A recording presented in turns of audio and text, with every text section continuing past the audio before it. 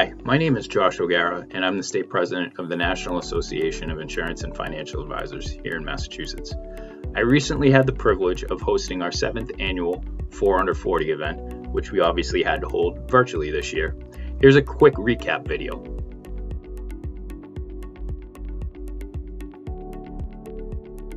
Every client I work with, I enjoy the experience and I know that I'm helping them improve their lives in some way. It's funny, I tell my wife all the time, like, oh, I got to talk to one of my favorite clients today. And she just says every time, she's like, you say that about all of your clients, they can't all be your favorite.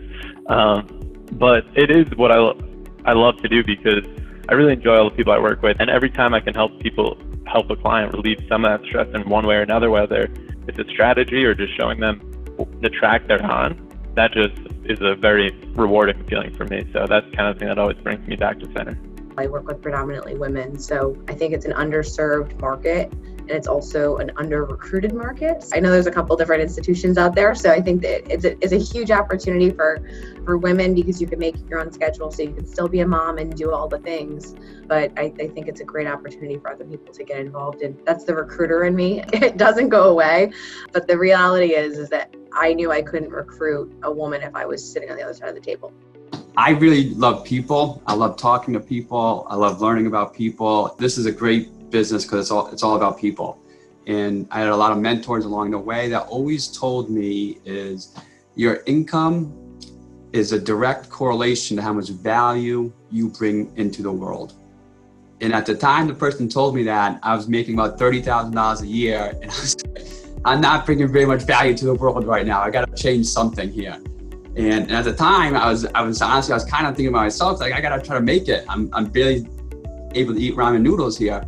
And so I switched. I just listened to him. I just took a leap of faith and I said, no, I'm just going to put other people first and I'm going to focus on creating value and let's just see what happens.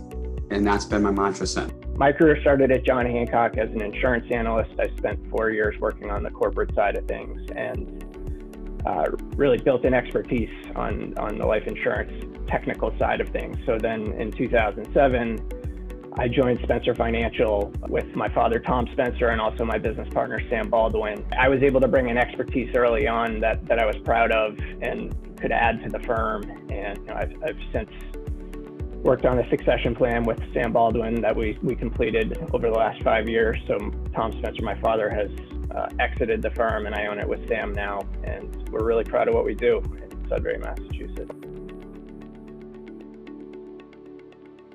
We can just get people back to where they are right now, where their 2 feet are.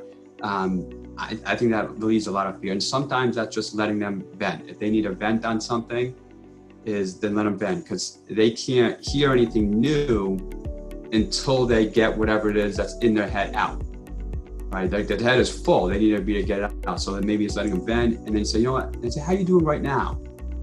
How are you doing right now at this moment? And that just gets them back right here. And usually then we can move forward. Mostly they want to be heard, right? That your clients want to be heard. So our business is all about sitting and listening, and it's about asking small questions that allow them to think things through and play things out. I think questions is the biggest thing when people have fear, denial, or lack of action on something.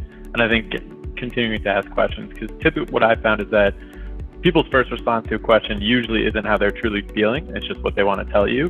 But kind of continuing to ask follow-up questions, just to understand a little bit more about the why behind they feel that way based on a previous experience or the lack of knowing what could come next, I think is extraordinarily helpful. My thing is just listen, like you said, Bill, right?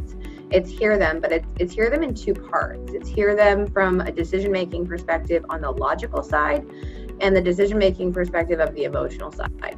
If you don't hear the emotional side, your logic is never going to get through to them.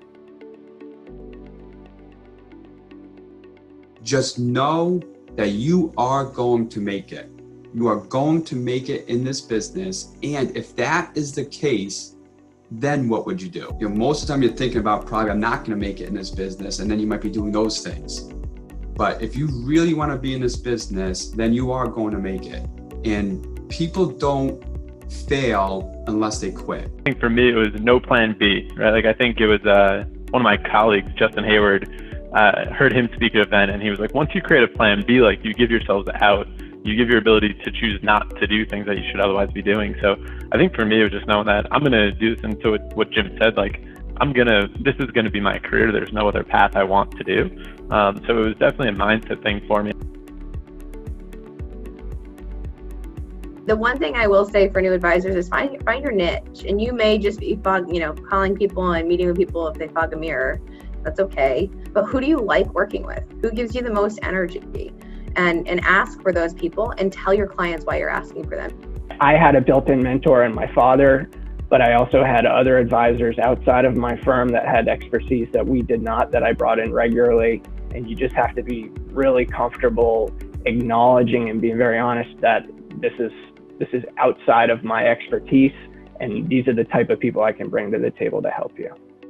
Now, those were just some of the great ideas that were shared during the presentation. If you'd like more information about the event or about NAIFA in general, please reach out to the email address on the next screen. Otherwise, I hope you enjoyed watching and have a great day.